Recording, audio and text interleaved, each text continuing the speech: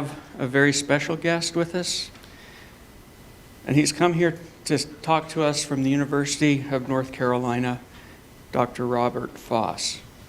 He is director of the Center for the Study of Young Drivers and senior research scientist at the University of North Carolina Highway Safety Research Center. He's also an adjunct professor at the University of North Carolina Departments of Maternal and Child Health and Health Behavior. He's the founding and current chair of the U.S. Transportation Research Board Subcommittee on Young Drivers. His research has focused primarily on factors contributing to high crash rates among teenage drivers and the role of alcohol in transportation-related injury. I'm also lucky enough to count him among my very good friends. Please, let's give a good warm welcome to Rob Foss.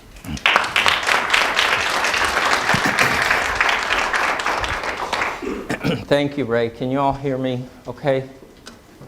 I'll probably be wandering around, and I can't operate a microphone in my hand and think at the same time. So,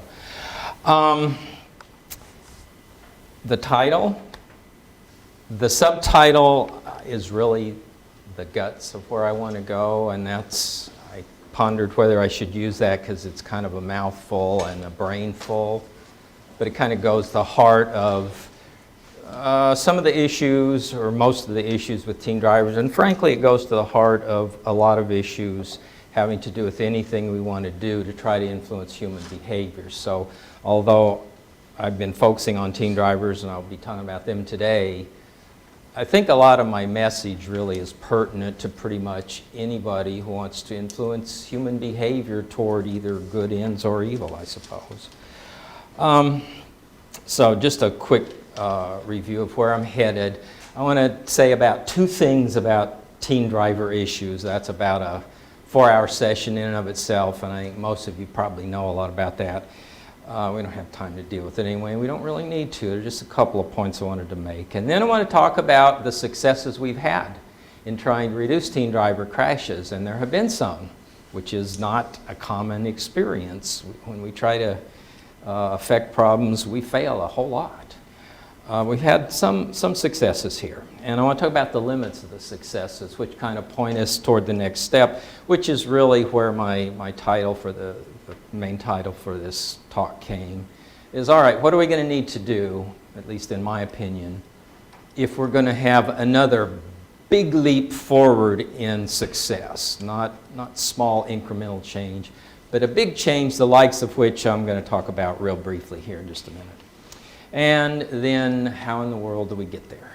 And I think I can confidently point where I think we need to go and what is going to get us there, but I'm not sure if I know how to do it. And I do want to invite your comments and especially questions as I go along. So if I say something that confuses the heck out of you or brings a question to mind for you, go ahead and ask. And that way I won't be doing all the talking until the end. So just the data slide here. Teen driver crashes as a function of age. 16-year-olds, 17, 18, 19, and then these are grouped in 5-year intervals.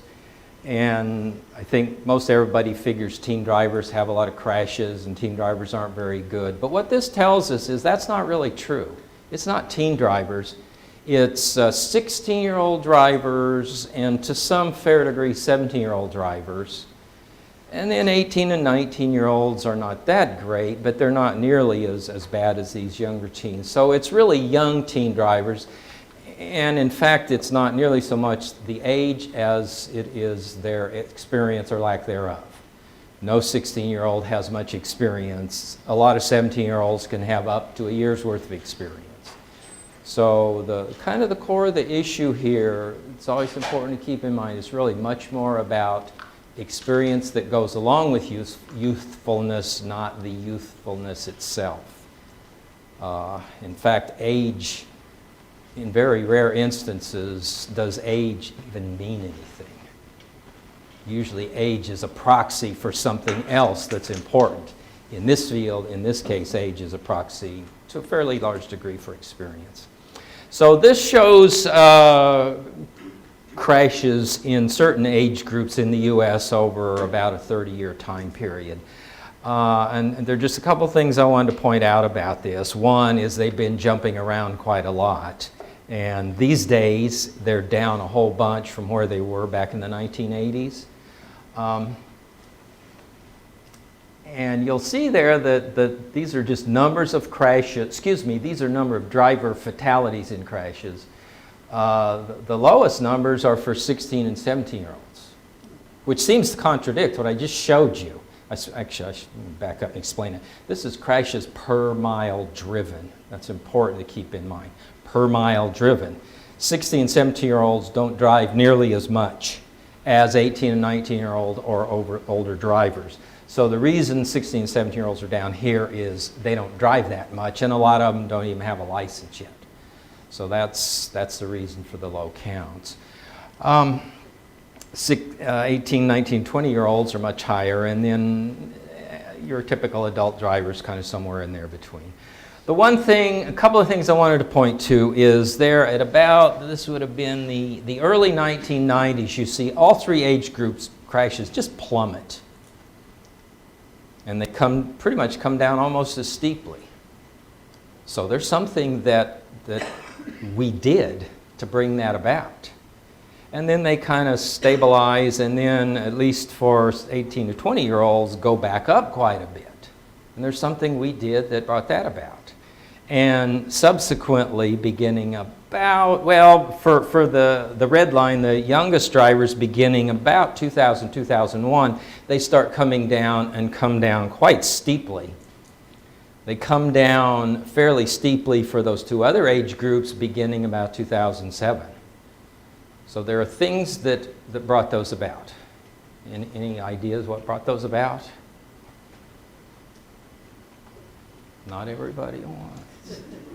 Yes, sir. Well, the first decline in the early 90s could be related to airbags and to reduce fatalities. And then the more recent drop-off with the 16 and 17-year-olds could be graduating licensure. So both good explanations. The first one isn't quite right, but it's a perfectly plausible explanation.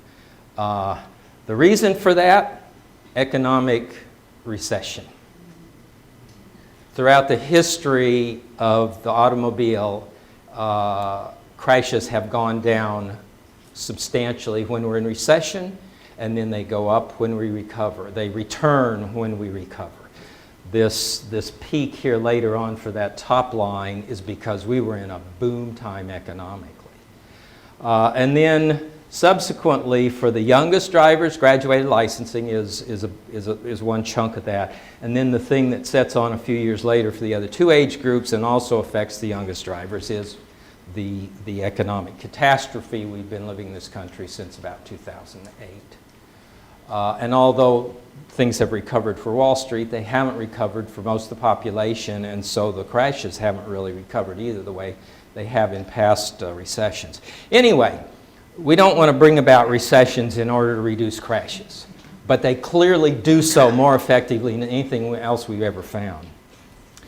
The other thing that was mentioned is graduated licensing, and I have to mention that there's a connection here with the University of Michigan, Pat Waller, who was stolen away from the University of North Carolina by Michigan.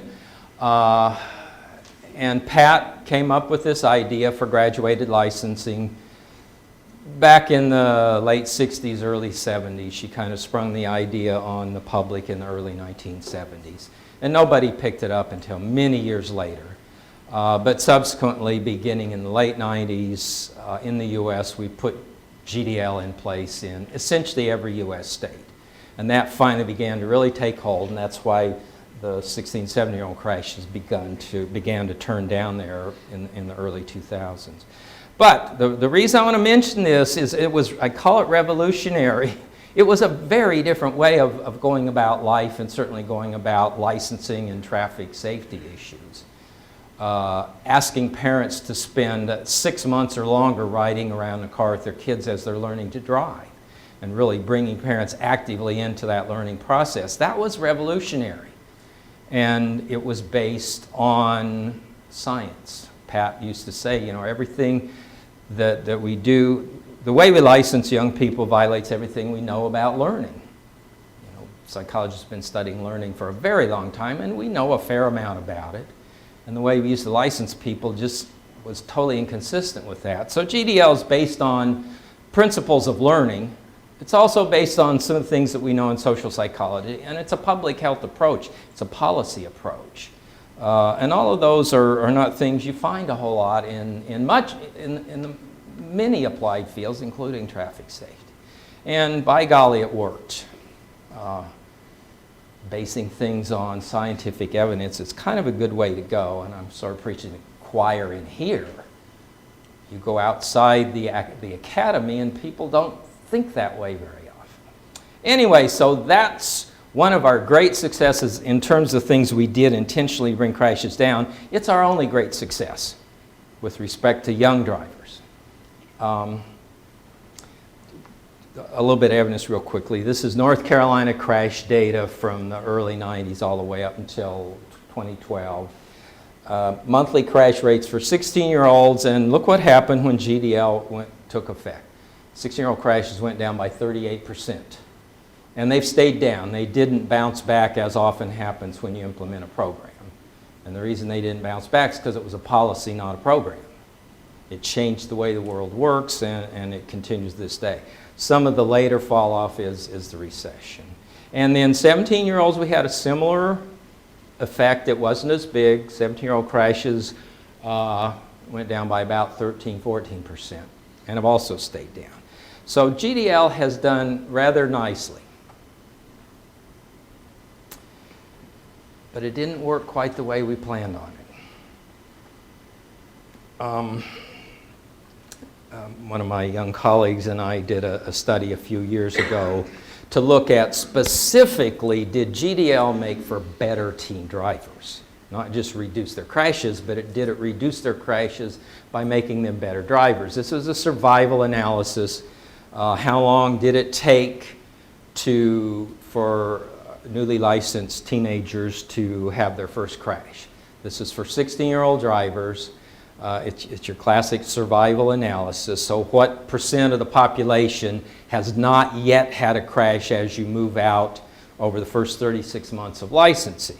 And what you see, the red line is people that were licensed before we had a GDL system in North Carolina. The blue line is what happened afterwards. And you can see that GDL did improve things. It took them longer to have, excuse me, I labeled those in the wrong direction. It took longer for GDL trained teens to have a crash, but not much. That difference there, you get out 3 full years, the difference there cumulatively is only 3.5%. And so, although it made all kinds of sense that this way of going about licensing would actually make for better drivers, it doesn't appear to have done that very well at all. What did happen is that it reduced exposure and reduced high-risk exposure. We turned 16-year-olds who used to be out driving on their own after passing a test into kids driving with mom and dad in North Carolina for 12 months. So you don't drive as much, and you're not nearly as likely to crash when you got mom or dad in the car with you. So that's a true, real benefit, not to be scoffed at. It's just that we didn't bring it about by making them better drivers. So the question is, well, now what do we do then? I mean, we had a good, big, nice success. It wasn't for the reasons we hoped. We always knew that we'd get some benefits from exposure reduction. But now what? What do we do now? Do we just give up? Do we go back to doing the same old stuff that we did for decades beforehand that never worked? Well, that's not very wise. So there's a lot of discussion these days among the scientific community in this field anyway, and the practitioner community as well. We need to fix GDL. It's broken. It's not working as well as it could or as well as it should. And people want to tune it up by tweaking it and changing some rules and making it tougher and making it more like a law that if you violate it, you get punished. And my answer is I'm not sure that that's going to get us anywhere. I'm sure that's not going to get us anywhere unless we come at it from a wise, well-reasoned, theoretical or conceptual perspective. If we just go about making changes that make good common sense, which has never gotten us very far in the past, it's not going to get us very far or any further in the future. And that kind of takes me to what I really want to talk about today a little bit is what kind of guidance might there be for how we should go about this. So sort of backing up a little bit to, this is crash data from a different jurisdiction that did not have a GDL system at the time, by months licensed, and you see again this curve where a lot of crashes at the beginning, fewer and fewer and fewer as you've been licensed more and more months. This fits the classic learning curve beautifully well, given all the things that can be involved in a crash besides what the driver knows. It's kind of astounding that that curve over time fits the standard learning curve, which is a power function of experience, as well as it does. So it's clear that people learn to drive, whether they've got good training, terrible training, no training, they learn to drive. They make a lot of mistakes in the beginning, they make fewer and fewer and fewer as they have more experience. GDL was designed to take that into account and try to help kids learn without necessarily having the crashes, by putting mom or dad in the car with them or by keeping them out of the most dangerous situations while they were learning. And that just doesn't seem to have worked, at least nowhere near as well as it should have. By all counts, it should have worked better than that, but it hasn't. So let me back up a little bit and take a tiny little detour to put this in a little context and shed a little light on the big issue. The unfortunate truth here is that darn near everything that we try to do as a program to influence human behavior fails. And it's not like, well, GDL is not a failure. It was actually a success. Even if you look at only at 3.5%, that's a success. Most things that are done just flop miserably. They just produce no measurable effect on whatever the thing is that people are trying to influence.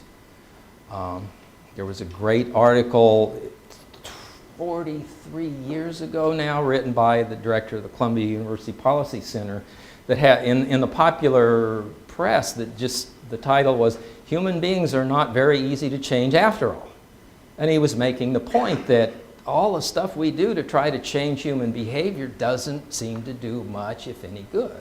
And he was arguing that policy is a better way to go, and yes, that's kind of what public health's about.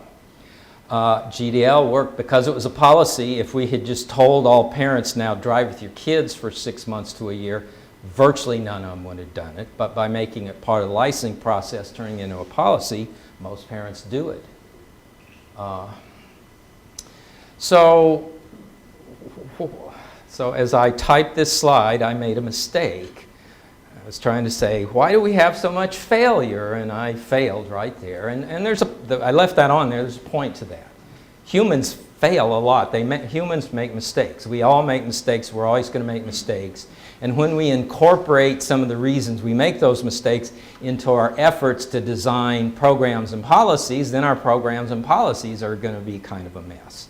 So we need some help. We need something to help us, avoid our unique human flaws.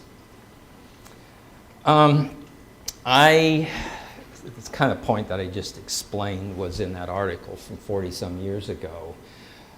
The reason that so many programs fail is because they just fundamentally misconstrue the nature of the behavior they're trying to affect. They don't understand how humans function.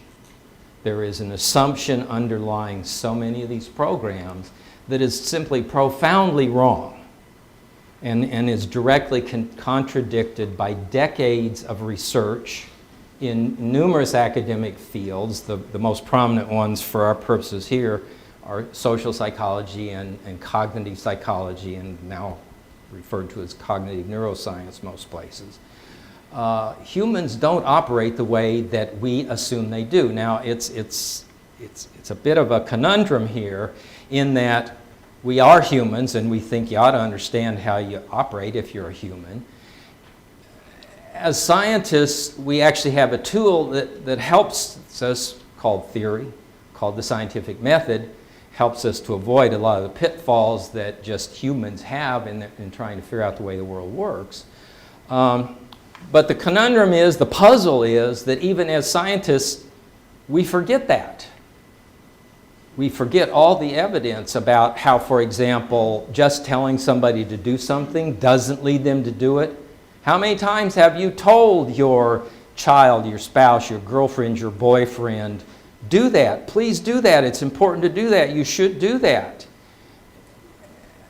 And how often has that worked out? You know, practically never. Now, if you're able to bring pressure on them or threaten them, maybe, but just telling doesn't work. So many of our programs trying to get people to do anything involves nothing more than telling them. Well, if you do that, you might get killed. If you do this, you're going to be healthier. It's not wrong, it's just not going to the core of why humans do what they do. So to me, there's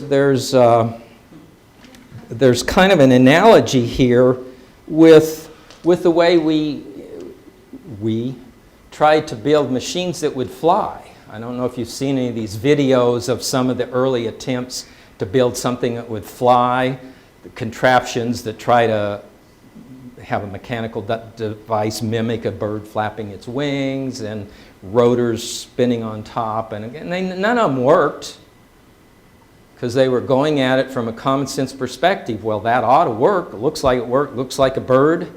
But until somebody started putting to work and understanding the physical world, the Bernoulli principle, they couldn't build anything that would fly.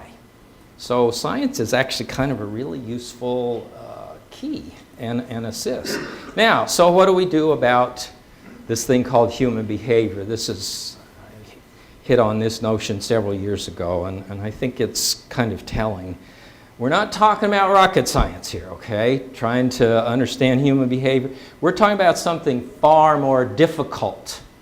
Trying to understand human behavior to the extent that we can actually influence it clearly and effectively. Far more difficult than putting men on the moon. Far more difficult than putting a rover on Mars. Now, a lot of people think those are difficult, I think, because they involve these quantitative sciences and a lot of mathematics, and that scares the hell out of a lot of people. But at least those things tap into a world that is not nearly so capricious, I guess, as human behavior. So, and I'm not the only one claiming that humans are hard to understand. Newton was a pretty smart guy. He had a good reputation, and was one of co-inventors of calculus. And yet he was puzzled about the behaviors of humans as well. So anyway, my argument is that we need to work hard on theoretical understanding of the phenomena we're working with, human behavior in particular. We need to assiduously attend to the implications of those understandings. And we need to kind of disengage from the fact that we are human and try to follow the same scientific process with efforts to influence human behavior as with efforts to deal with the physical and biological world, the rest of the world that we can't talk directly to, and the world that we actually aren't ourselves.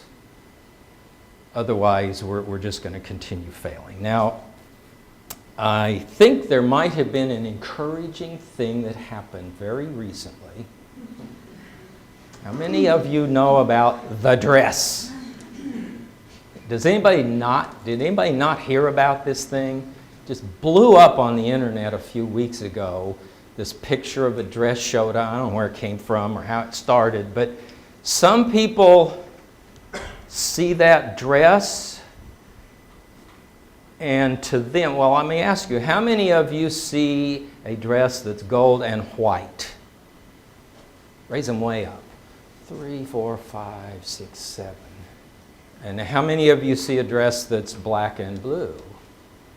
How many of you see a dress that's green and purple? So you're a little bit unusual. Apparently about 3/4 of people see that as white and gold. In fact, the dress is black and blue. But when people see this, and it's a really puzzling thing because people are absolutely certain they know what color it is. No matter what they see, they are certain they know. The really puzzling thing is that with most illusions, once you know, oh, well, that's just an illusion, it could be this or it could be that, you look at it, you can actually get it to flip. This seems almost impossible for people to get to flip. If you see white and gold, despite knowing it's black and blue, most people can't get it to turn black and blue and actually look black and blue. And vice versa, if you see black and blue, most people can't get it to flip. One really, really bizarre thing on this, when I first saw it, it was gold and white, no question, I mean, it just was. And for days and days and days, it still was to me, despite discussions and arguments and reading about what may be going on there. I had my computer sitting on my coffee table the other night. I was working on this and it copied this thing in here and it was white and gold. And I went and took a shower, ate dinner or something, and I walked back by the computer and it had turned black and blue. I had never seen it black and blue before, other than in side-by-side comparisons at exact. So it flipped on me. I couldn't get it to flip back to gold and white. And a little bit later I walked by and it was gold and white. I thought I was losing my mind. And I had not been drinking anything but water. Anyway, the reason I say this might be an encouraging development is because it's a broadly known thing that I think challenges people's confident belief that they just really understand how humans work. This is a matter of visual illusion of some sort that really not anybody's quite sure what the heck's going on there. Even the cognitive neuroscientists, scientists that have been looking at this. But to me, being face to face with the fact that what you just know to be true isn't about a human phenomenon, in this case perception of colors, should help to undermine our belief that, yeah, we just know, we just understand. You can go through hundreds of visual illusions that lead people to think there's movement there when there isn't, that there are shapes there that there aren't. And the reason for these is because the human brain, the way the human brain is functioning. We don't see the world as it is. The brain doesn't see the world as it is. We take in bits and pieces of information about the visual world, just a few bits and pieces, which the brain somehow magically, not magically, but somehow that we don't understand, makes into a picture that makes sense. Well, there are human behavioral and social analogs to that. You don't perceive what another person is like. You pick up a few cues about that person from the way they act and their behavior and maybe what they look like, and then your brain plugs in a picture that makes sense to go along with those few bits and pieces of information you have. So what's really going on for all of us humans is our brains are running us. I'm grossly oversimplifying, but I think this is a fair statement, is our brains are running us. And they may or may not let us know what they decided to do. But our brains look at the world, make sense of the world, decide what needs to be done, lead us to start doing it. And then they may tell us, they may let us know about it, or they may not. But that's kind of the reality. And we've sort of known this in social psychology. Literally, when I was in grad school, some of the stuff that was being talked about as current understanding was already letting us know that things are really a lot more complex than we ever imagined. Actually, some of the greatest work on this was done right here in the Psych Department of Michigan. So bottom line, real simple, though, humans don't go about their lives making rational decisions about what to do. That is exceedingly rare. It's not that it doesn't happen, it's just that most of what we do doesn't work that way. And there are now probably at least a dozen books in the popular media that kind of chronicle this story that's come out of the last several decades of research on human behavior. The entire field of economics, one of the fundamental assumptions has been undercut, the assumption that humans are rational information processing, maximizing beings is just wrong. We just don't operate that way for the most part. Instead, we operate mostly intuitively and mostly non-consciously. It's gut level, almost instantaneous reactions to most everything. And frankly, we couldn't live if we had to consciously decide, take in information, process, then decide what to do with respect to virtually everything. We just couldn't do it. And so thankfully, we've all got brains that do this very nicely for us. They make mistakes, but they do an incredible job. So there have been theories out in psychology and social psych, cognitive psych for decades now. Basically that talk about essentially where we have dual processing. And Daniel Kahneman that won a Nobel Prize a few years ago came out with a book just a few years ago summarizing his career's work. His label for these two systems are System 1 and System 2. System 1 is the intuitive system, which acts almost instantaneously. It's automatic. We just have virtually no control over it. It's emotional, and it's non-conscious. And then the other system, the deliberate reasoning system, is the one that we all just assume is the way humans operate. And we are able to operate that way, and we sometimes operate that way. If you're deciding what car to buy, what house to buy, you may do some reasonably rational, considered information processing about that, leading to a decision. It also may end up being a purely emotional decision. I don't know, I just loved that car. It wasn't very safe, and it was costly to drive, but I just loved it. And so even there, we're not as rational as we might like to think. So, the intuitive system is sometimes described as instinctive, but it's not really truly instinctive in that we can learn, we can train our brains to do things that it didn't previously know how to do. Experience refines our non-conscious understanding, and it allows us then to just kind of feel our way through life. This sort of feels like the thing to do, and we do it almost instantaneously. And with some experience, we do it right almost all the time. You know, an experienced firefighter doesn't show up at a fire and then sit there and calmly calculate all the problems and what might be going wrong, what they might need to do. They show up and almost instantaneously assess the situation and decide to do the right thing almost all the time. Well, it's experience that has brought them to the point where they can do that without conscious effort. Well, driving's like that. So, we clearly see that people learn and that crash rates go down with months leading into a few years of experience. But what the heck is it that people are learning? That's what we need to figure out. What is it that they're learning from experience? Now, it's fairly broadly assumed that to become a driver, you need to learn about the risks of driving and all the things that could go wrong and all the things that are dangerous and all the things you shouldn't do and what you should do when and what you shouldn't do then. and you need to know about all the laws that people making laws write, sensible though they may not be. And then you need to learn how to handle a vehicle.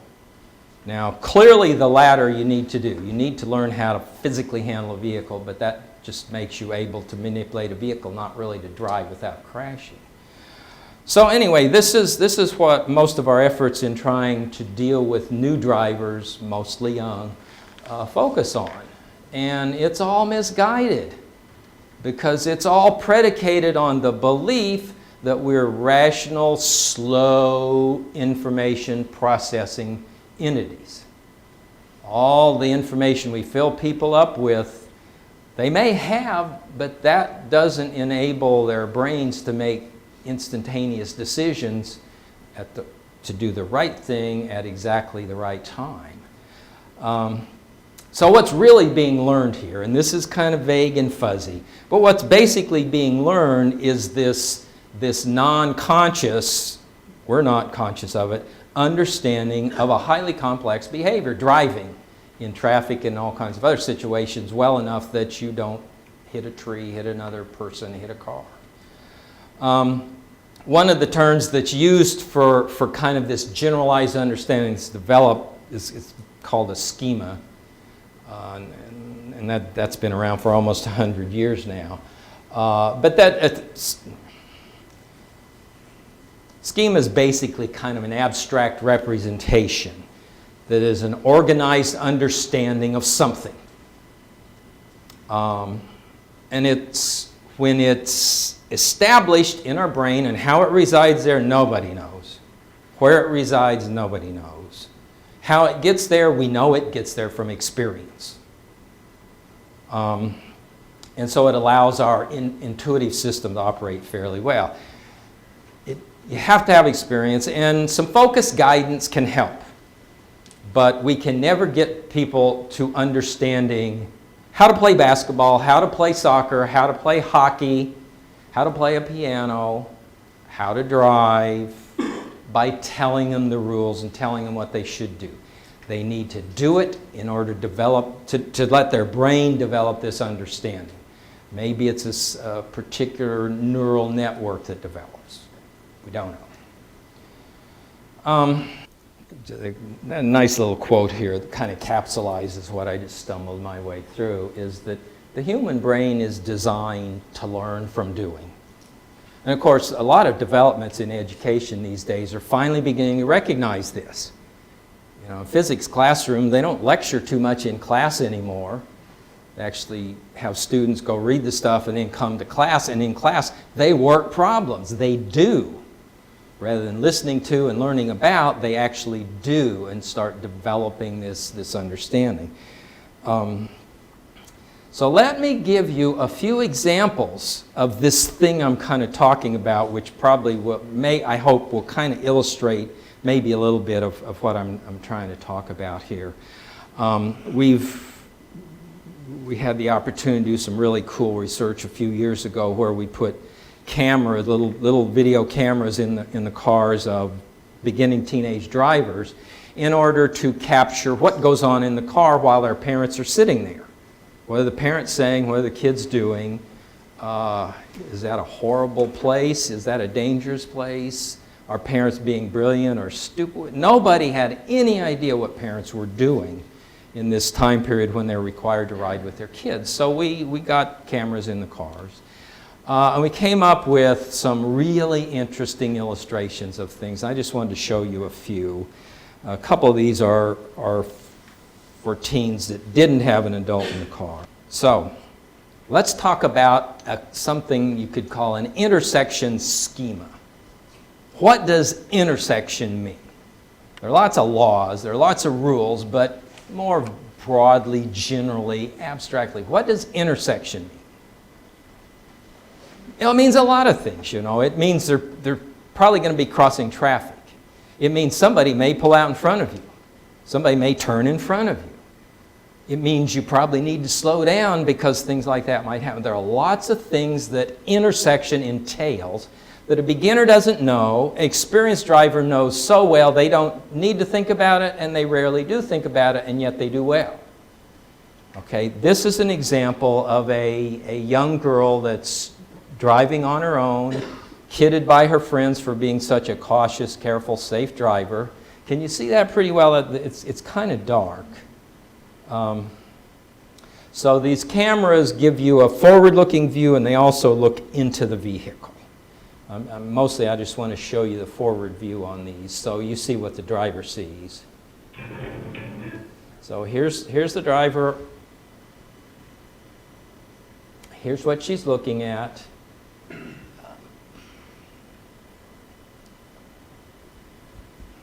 It's a gray day. Visibility isn't very good. Minnesota, probably about this time of year. So she's coming up. Traffic is very light. She's coming to an intersection.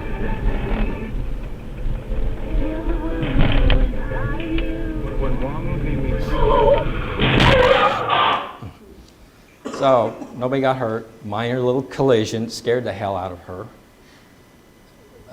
What happened? A lot of people want to say that stupid girl did something wrong. We like to blame people for mistakes when they make them, not when we make them, but when other people make them. I think what she did wrong was her brain wasn't yet well enough trained for dealing with intersections, and so she made some perfectly predictable mistakes. But can you see that car? Do I need to turn the lights out back there, or can you see well enough? Okay, so there's the car. There's that one stopped, and the one that she's going to hit is hidden now. So as she's coming along, that car's hidden. She doesn't realize that there could be a car hidden from view by that stopped vehicle. Thanks.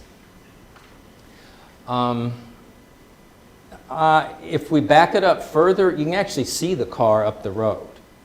I'm willing to bet that if every one of you who's a driver with some experience, I'm willing to bet every one of you would have seen that car, known that car was there, and when it disappeared from view, you still knew it was there because you had seen it.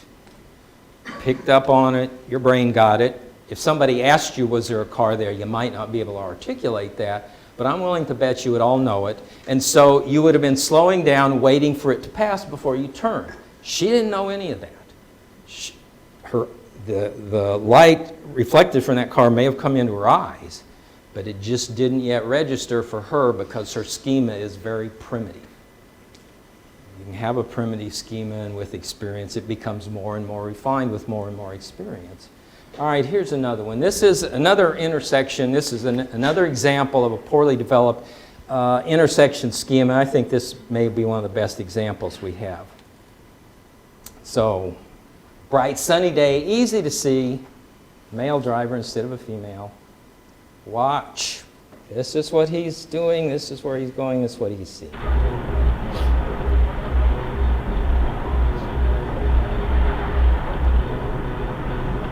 Oh!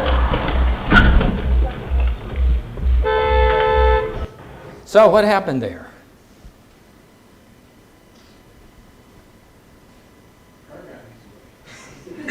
So let's just watch this. As soon as you start feeling like something's not quite right here, would you just stick your hand up? You got to be fast. So you're driving.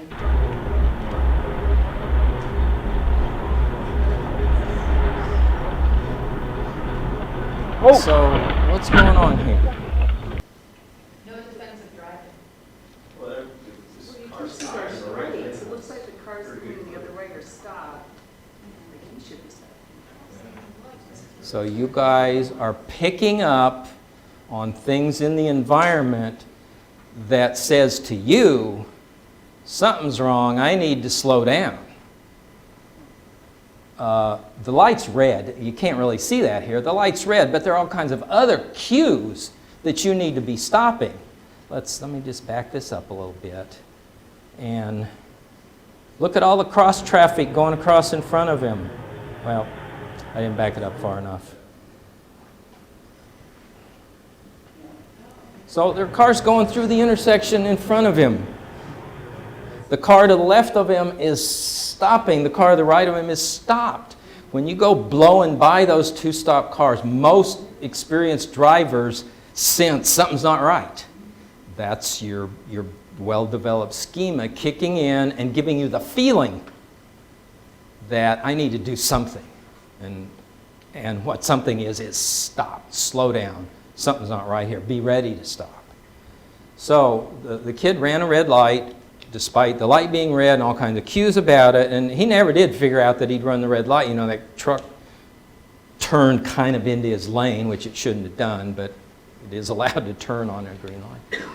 He never did figure out he'd run a red light. Again, people want to call this kid a damn teenager, stupid, he didn't have a good driver ed class. You know, people want to blame him for all sorts of things. I want to blame his brain for not being well trained yet. That's not his fault. Yes? Was the truck driver's intent to make a right-hand turn? Yeah. Yeah, he was actually turning. Okay. He just made that wide turn, got into the lane that this kid was in. Here's an example of a well-developed intersection schema. This is a teenager with her dad in the car with her. They're sitting here at a stoplight at an intersection. She's got a red light. They're just waiting to go. Hello, Caleb.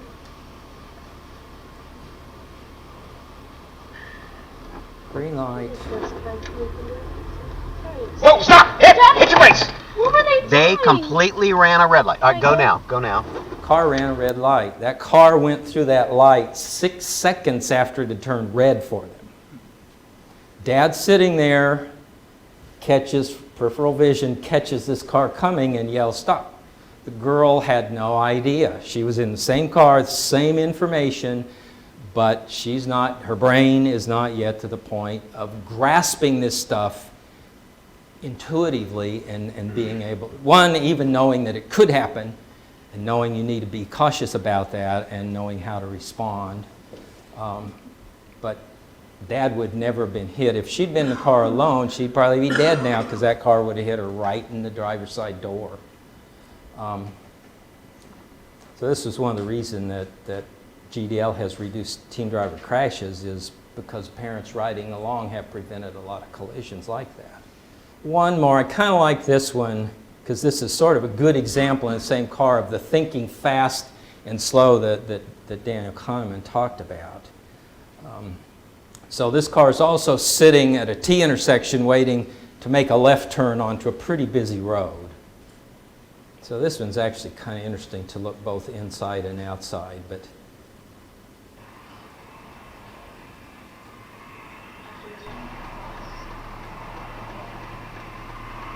After this one? Don't hesitate. so Mom said, go, go, go. Don't hesitate, go. I was waiting for the truck to go by. I don't know why you were screaming at me. So this is a really rich video clip. It shows so many things. It shows the teen driver's inexperienced perspective. She's having to process things kind of consciously and slowly. Mom, on the other hand, experienced driver, just gets it. And what she says to the girl is, go, you got to go now, which is true. You know, when you've got these small gaps, you've got to jump it and go quickly. Technically, if the girl had gone exactly when Mom said to, she would have pulled right into the side of that truck that she said, I'm waiting for the truck to go by. So we've got an instance here when the young teen driver was right, and Mom was also right, but they brought different perspectives to it. And go, go, go doesn't mean drive out in front of the truck. It means you have to be ready to go really quickly and you can't hesitate. Otherwise, the next car coming is going to get you. That's the understanding of this kind of an intersection that you develop with experience. You don't teach somebody that. They've just got to learn it by being there. Having someone talk to you about it and help you with it can be helpful, but it won't teach it to you if you're not there. The other thing, she said, why are you screaming at me? You know, that's the number one thing. We ask teens, what would you like other parents of other teens to know? and do with their teens, and the thing they say more than anything else is tell them not to yell at us. Did you hear yelling? Did you hear screaming? This is the way teens describe the parent saying anything, is stop yelling at me, don't scream at me. And we've got one clip where the parent doesn't open her mouth. She just looks, and the daughter says, don't yell at me. So it's, the parent-teen interchange is stunningly complex also. The next big leap forward in teen driver safety is going to be when we figure out how to help novices develop these driving schemas or schemata effectively and efficiently. And the question is, how can we do that? And how can we measure the fact that they've actually been, whether they've been developed or not? Some interesting challenges, but we are to the point now in the research world, in young drivers and in psychology in general, where this is feasible. So just real quickly, a couple of things that are being suggested. Maybe we can tweak the GDL, the graduate licensing process. If a lot of states, it's only 6 months of supervised driving. That's really not long enough, because a teen can't get much driving in 6 months. Seems like a long time, but teens can't realistically get more than about an hour and a half driving in a week, because their schedules are insanely busy, their parents' schedules are insanely busy. So 6 months isn't very long. 12 months goes by awfully fast also, but at least by giving teens a full year of driving experience, we've given them longer to develop these schematic understanding of the many driving situations, because they've driven through them many a time. I kind of have my doubts about that, because some of the things we've seen in our latest work suggest maybe they're not learning because mom or dad's there. Maybe mom or dad's just the co-driver and the teen's just doing what they're told. Another thing that we've been working on, my colleagues here in Michigan have been working on, is, well, maybe we can help parents to do a better job of helping their kids understand what they need to know. By talking to them clearly about it, by explaining better, by being sure they drive plenty and drive in plenty of situations, that might work. But getting parents to actually do that is a huge challenge that nobody's figured out how to overcome just yet. We've failed multiple times. Another thing that's really appealing is the idea of simulation, driving simulation. Now, setting a kid down in front of a computer screen with a toy steering wheel and a brake pedal and say, all right, here, drive, I don't think that's going to cut it. But we can do such incredible simulation these days. The technology is available to do it. Some folks in computer science at UNC have developed a way to essentially immerse people in a setting. Like you're sitting in a room here, they can project it on the walls and the walls around you, and pretty much immerse you in it. And they've used this to train soldiers for Iraq. So it is possible to immerse people in a situation. That's how we learn from experiencing situations. Maybe that's a way to go. Maybe high-tech, really sophisticated simulation of the right kinds of things, like this kid driving up and the cars are stopped and he's not. You don't have to see that too many times to begin to feel, oh, okay, I get it. Maybe that's a possibility. That's going to be costly. It's going to take time to figure out. And we don't know if it'll work. We don't know if learning sitting inside in a simulated environment will actually translate out there in the real world. That's the grand question that's been there for a long time, and it's still there. So anyway, I think I've probably run out of time. I was going to ask if you had any additional suggestions for what we might do. One of the big challenges seems to be that they're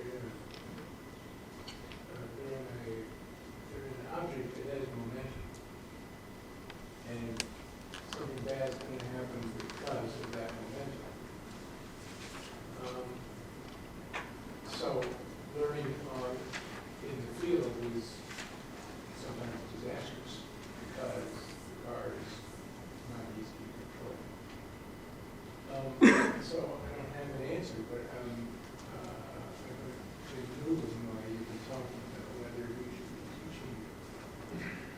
people about driving before we give them control of a big machine.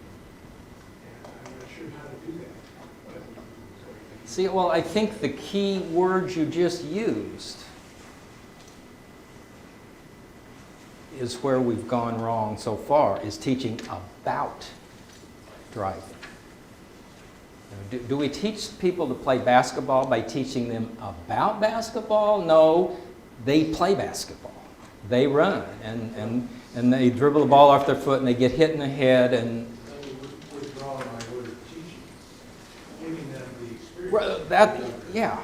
Well, maybe. Not in a car. Well, that's kind of the question. So what would that experience be? How can you learn driving schemas unless you wouldn't have to be in a car, but you would have to be in a driving environment. Has anybody ever looked to see whether kids who bicycle if they're driving? That idea has been brought up a lot, that bicyclists are more savvy about the environment than non-bicyclists. There's a little bit of research on it, but not much, and it's not the least bit definitive. So that sort of kind of makes sense.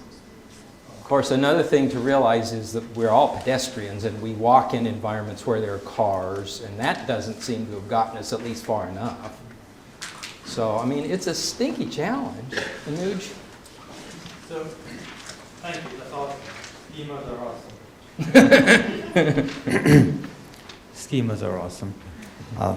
There is some evidence that training with these schemas in mind work. In the sense, you mentioned for that poorly developed schema of that intersection for that girl who was taking a left turn, you kept saying she did not see. Perhaps another way of saying it would be she did not look. She doesn't know the right places to look at. And that is one of the steps one can take to actually start teaching about. So hazard anticipation, hazard perception training is one of the primary things that can be taught, after learning how to handle the car, after learning traffic rules and so on. So that's probably another approach to take, is targeted, very focused training for these schemas. And they're really, I don't think it's an exhaustive list of schemas that's there. I think. Oh no, that's the real challenge. And you're being modest. Pretty much the only research I'm familiar with about the ability to train things like this is research that Anuj has been involved with. There have been a lot of studies on, quote, hazard perception training that are pretty unimpressive in their findings. The work that Anuj and the group that he came from have done is really exciting stuff. There's some promise there. But that's it's kind of a proof of concept, I guess, is at a very limited schema setting. But maybe we can map out enough important ones to think, well, we need to train people on all these. You then have a scalability problem of how in the world do you have the time and the financial resources to do that. But if it can be done, then the question is just how do we make it, how do we fund it, I guess. Yes? Since about 1997, we've been, as a policy, encouraging people to be kids under the age of 13 to be in the back seat. Mm-hmm. In terms of immersion, might it help to revisit that policy and get kids sitting in the front seat maybe at age 11 or 12 so they have more years watching and observing their parents drive before they get the wheel themselves? So I think that is an excellent point, or would have been before these things came along. This is my dumb version of a smartphone. We hear all the time something that used to kind of be true, is that kids are learning to drive from their parents pretty much from the day they start getting in the car. It's not that the kids are watching and interested in driving, but they feel. They are in that car going through these settings, and they sort of feel stuff, and they feel that their car is on the bumper of the car in front of them, so they learn to tailgate. But since the development of a smartphone in the hands of nearly every teen, they're oblivious to what's going on when they're in the car. They're like this. So whether they're in the back or in the front doesn't matter anymore. If the policy was phones can't work when a car's in motion, then, all right, once you're up anywhere near the driving age, you probably should be sitting in the front seat. And parents should be, I mean, that's one of the things we do try to do with parents is encourage them to talk to your kids while you're driving about things that you see while they're a passenger. But that's easier said than done, as parents will tell you, because they're texting to their friends in the back seat, so you can't hear what they're talking about. So this is one of the things that makes human behavior so much more difficult to understand than the physical world. It's not changing month to month to month the way human behavior is. So,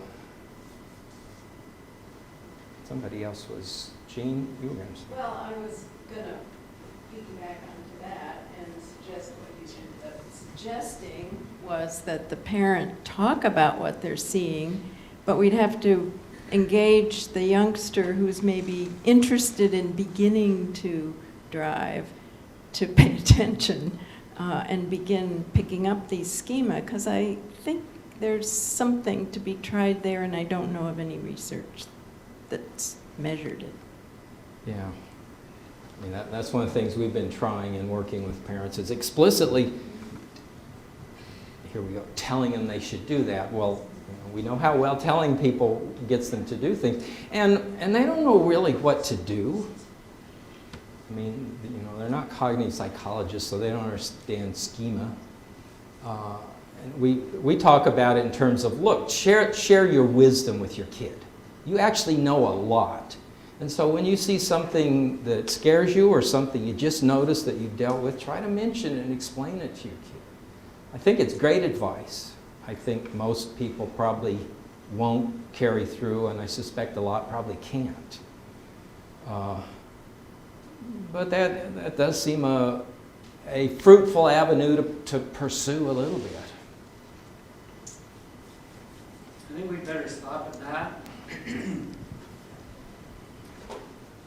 But I'd like to thank you all again for attending today.